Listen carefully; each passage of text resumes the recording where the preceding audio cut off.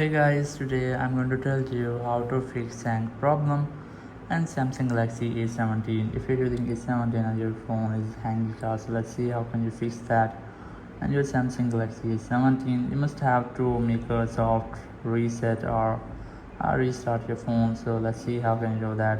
And I'm going to make a hard restart. So let's see how. You must have to press and hold your volume down and the power button at the same time until you get your screen fully black. So just press and hold your volume down and power button at the same time and wait for your screen goes fully black. It will take almost 7 to 10 seconds. You must have to wait that, and after that just release all buttons and your phone will automatically turn on back.